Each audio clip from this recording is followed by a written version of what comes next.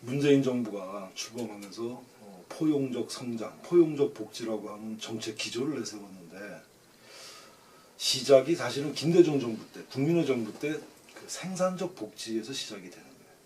그 당시 김대중 대통령이 민주주의와 시장경제 그 두 가지를 정책 기조로 내세웠다가 IMF 정리하면서 너무 이게 힘드니까 복지를 해야 되겠다 해서 생산적 복지를 내세워요.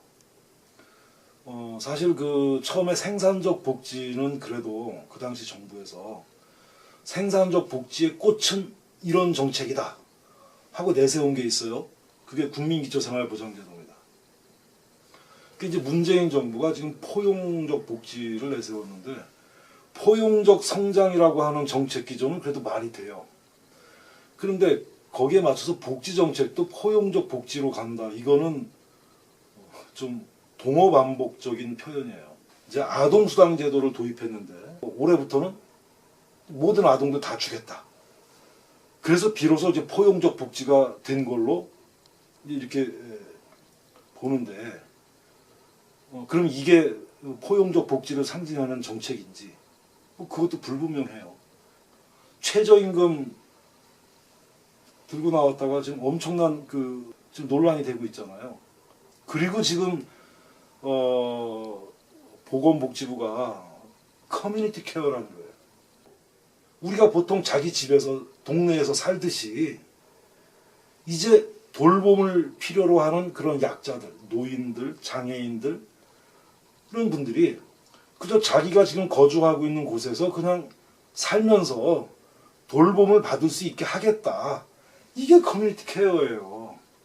그러면 우리나라의 지역사회라고 하는 것이 정말 장애인을, 노인을, 거동불편한 노인을 받아들일 준비가 돼 있나요? 자, 우리 동네 한번 살펴보십시오. 동네를 가득 채우고 있는 건물들 뭐가 있습니까? 주로 뭐 커피숍, 술집, 편의점, 생업의 장소이기도 하고 돈 벌기 위한 목적을 가진 그런 공간들이 다 지배하고 있는데 거동불편한 장애인을, 노인을 누가 어디서 뭘 모시겠다는 거예요. 현대사회를 산업화와 자본주의화 두 개로 정리합시다. 산업화되고 자본주의화되면서 완전히 붕괴되고 상실된 우리의 전통성이 있습니다. 오늘날에 맞게 다시 부활시킨, 리바이벌시킨 그 공동체성, 그게 사회복지입니다. 농촌사회, 농경사회에서는 어린아이가 태어나면 온 가족과 동네 사람들이 그 아이를 하나 보면서 같이 봐주고 같이 자라고 했잖아요. 아이 키우는 문제가 그렇게 심각했나요? 그러나 산업화되고 자본주의화되면서 도시라는 공간에서 살다 보니까 이 어린아이를 키우는 게 너무나 이제 큰 짐이 되고 숙제가 된 거죠. 바로 복지는 뭐냐? 이럴 때 그 대가족과 마을 공동체가 아이를 키웠듯이 그런 공동체의 어떤 정신이나 가치를 오늘날 산업화 내지 탈산업화, 디지털화되고 자본주의화된 이 사회에 맞는 방법으로 다시 만들어내는 겁니다. 제도이든 실천이든. 그게 복지예요. 그런데 중산층 수준의 모든 사람에게도 이제 관심을 갖게 만든 게 이게 국민연금제도입니다. 그 다음에 이 연금제도에 가입하지 못했던 최소한의 생계 유지를 위한 그 연금을 제공해줘. 이게 기초연금입니다. 전통적으로는 보험 방식과 부조 방식이 있어요. 보험 방식은 소득에 비례해서 보험료를 냈다가 나중에 퇴직하거나 사망하거나 장애가 발생한 다음에 이제 어떤 연금 받는 이런 방식으로 하는 게 보험 방식이고, 부조 방식은 내가 가지고 있는 소득과 재산이 최소 수준보다 못하다, 그래서 빈곤하다라고 자산조사를 통해서 판정을 받으면 이제 국가로부터 부조를 받는 거예요. 이게 부조 방식이에요. 아무튼 그 사람이 가지고 있는 인구학적 조건이 사회적으로 불리해서 저렇게 그냥 두면 빈곤, 가난으로 전락할 수 있겠다. 예를 들면 이혼한 여성, 장애를 가진 사람, 노인, 취업하지 못하고 일하지 못하는 노인, 어느 사회나 이제 그런 취약계층들이 있는데 그 중에서 이제 정부가 정해서 법으로 만드는 거죠. 이런 사람한테는 매월 얼마씩을 국가가 눈 딱 감고 소득 재산 안 보고 얼마씩 준다. 이게 수당입니다. 또 장애인 연금이라는 게 있어요. 이게 또 중증 장애인들에게만 주는 공공부조 방식의 연금입니다. 그걸 받으니까 이 개인의 소득이 증가하잖아요. 그러니까 기초생활보장제도를 적용할 때 사용하는 그 기준을 딱 갖다 대니까 그 소득을 넘는단 말이죠. 그러니까 그 도로 환수. 그래야 기초수급자가 되니까. 그래서 줬다 뺏는단 말이 그래서 나온 거예요. 제 이름 단독으로 쓴 책이 이제 사회복지법제론이라는 책이 이제 대표 저작이라고 뭐 해야 되겠고요. 그 다음에 이제 사회복지의 이해라는 책이 이제 두 번째 저작인데, 사회복지법제론은 저의 인생이나 지향하고도 밀접한 관련이 있고 저의 정체성에 해당되기 때문에 대표 저작이라고 하는 건데, 1998년에 처음 이 사회복지법제론이라는 책을 낸 겁니다. 저는 어떻게 보면 약관이라고 할 수 있는 30대에 아무도 하지 않는 새로운 영역, 바로 오늘날 얘기하는 학문의 통섭, 학문의 융합, 그걸 저는 이미 오래전에 했던 겁니다.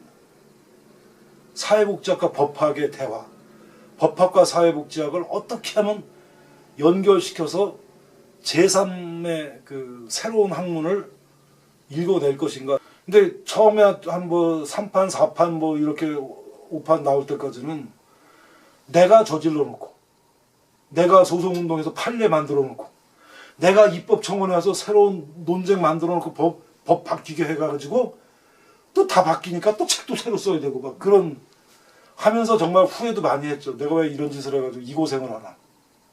2000한 2년 전, 17년 고무렵부터 정의와 인권과 정의를 키워드로 해서 공부도 하고 있고 그런 쪽으로 좀 많이 관심을 가지고 보고 있고 하고 있어요. 그래서 제가 지금 인권과 복지, 정의의 관점에서 이걸 어떻게 이제 정리해놓고 이제 저도 이제 하다 보면 이제 은퇴가 될 것 같아요. 그래서 지금 올해 인권과 복지라는 타이틀을 가진 뭐 책이랄까 조그만 그런 성과물을 무슨 올해 나올 수 있을지는 그거는 제가 모르겠는데 지금 그런 거 하려고 지금 학교 나와 있어요. 아주 우연히 전주대학교로 오게 되면서 아예 교수 되자마자 처음부터 식솔들 다 데리고 전주로 왔습니다. 그래서 저희 아이들은 전주가 고향이고 여기서 고등학교까지 다 졸업을 했죠. 그래서 전주와의 인연은 이제 저의 고향은 아니지만 제 아이들의 고향입니다. 사회복지사로서 우리 지역의 변화를 위해서 또 이렇게 내가 해야지 하는 뭐 그런 사명감을 가지고 이제 함께 하다 보니까 이제 시민사회 단체나 시민사회 쪽에서 일을 많이 했고 뭐 그러다 보니까 이제 이런 종합적인 참여연대 같은 시민운동 또는 뭐 복지 관련 그런 운동, 그 다음에 심지어는 이제 방송을 통해서 이렇게 이제 또 또 지역의 정치, 또 사회적, 또 사회복지 이슈, 문화 뭐 이런 걸 이제 접하면서 우리가 직접 언론을 만들어보고 생산해보자 하다가 나중에는 발행인까지 떠안고 이제 모든 짐을 혼자 다 지고 허우적거리다가 결국은 놓쳐버리는 그런 아픔도 겪었죠.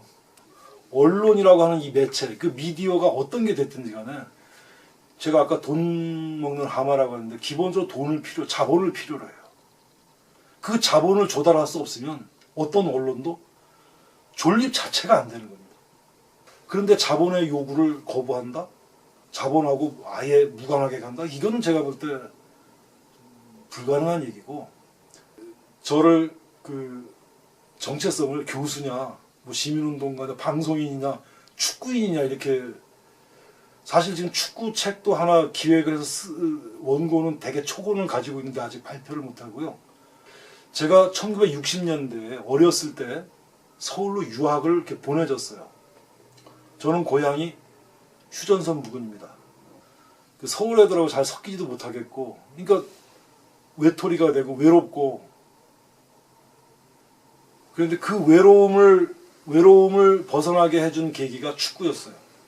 그 청와대 앞에 살았는데 그 다 허물어져가는 한옥집에서 그 마당 시궁창 냄새나는 그 마당에서 조그만 고무공을 가지고 이거 몇 개 차는지 막 그 기둥에다가 못으로 새겨놓고 내일은 한 개 더 해야 되지 이거 하면서 마치 돌을 닦는 듯한 뭐 그런 식으로 뭐 축구를 해왔죠.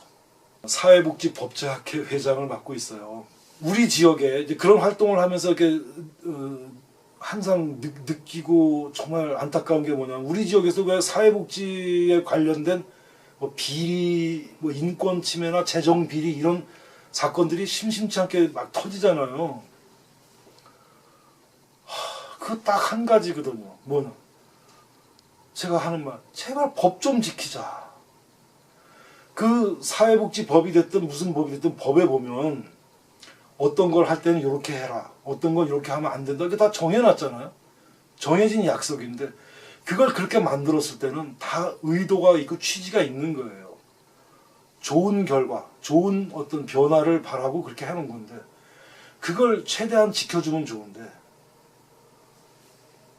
우리 지역, 뭐 대한민국 전체가 그렇기도 하지만 너무 법을 안 지켜요. 최근에 우리 사회복지 분야 어떤 사회복지 시설에서 벌어진 그 정말 엽기적인 그런 사건들 보면 결국 법이에요. 그 전에 있었던 뭐 도가니 사건이라고 왜 유명한 그것도 결국 법을 안 지키고 법을 집행하고 법을 지키도록 유도하고 감시하는 행정 쪽에서도 무시. 또 그거 일하는 사람도 무시. 그러다 보니까 결국 사회적 약자들만 엄청난 피해를 당하고 인간 이하의 대접을 받는 그런 게 생기거든요. 그래서 저는 정말 부탁하고 싶은 게 법 좀 지킵시다. 그 얘기입니다.